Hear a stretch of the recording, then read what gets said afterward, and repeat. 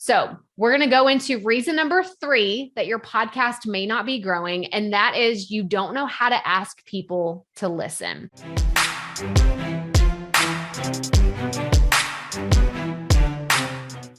Now, I teased this out a little bit in a recent podcast episode. So if you listen to the Proffitt podcast, you can go back and listen to it. It was really a lot deeper than I went on some rants. We'll just say that there's some marketing things that are happening in this space that don't work. And that is simply saying, there's a new episode, you should go listen.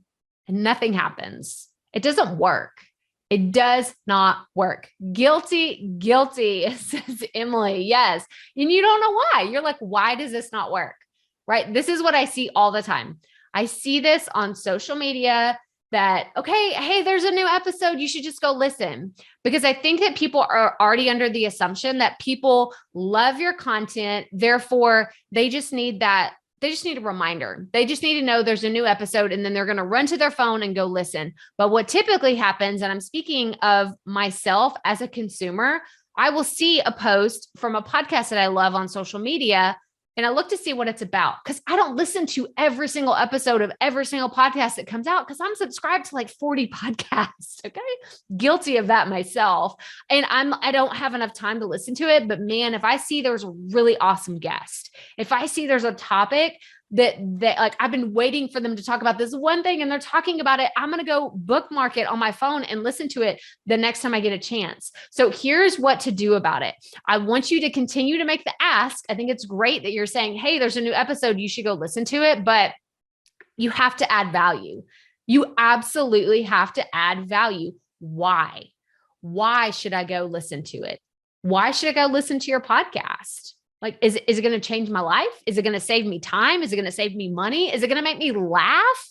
Why should I go listen to your show? You have to add that value into it, because that is what is going to compel people to go listen to your show. And like I said, I talked about this in a recent podcast episode. You can go listen to it, but I really talked about why I think it's not a great idea to outsource your podcast marketing unless you have someone that's really marketing savvy, because you're the one that created that episode for your audience. Your audience is in your head when you're recording, and you already have those little marketing nuggets in your brain that from planning your episode, from recording your episode, from maybe editing and listening back to it. So you are the one that holds the key to the value of your podcast marketing. So I really want you to tap into that. But this is the example that I use. I don't know if you can really read it on the screen. So this says, this is a lot more specific. Your podcast numbers have stopped growing, maybe even slumped a little bit, but you're not sure why. Does that sound familiar? I didn't actually say, hey, your podcast sucks or your podcast numbers aren't growing. I didn't say podcasters or entrepreneurs, but I'm still calling out a subset of my audience very clearly in just one sentence.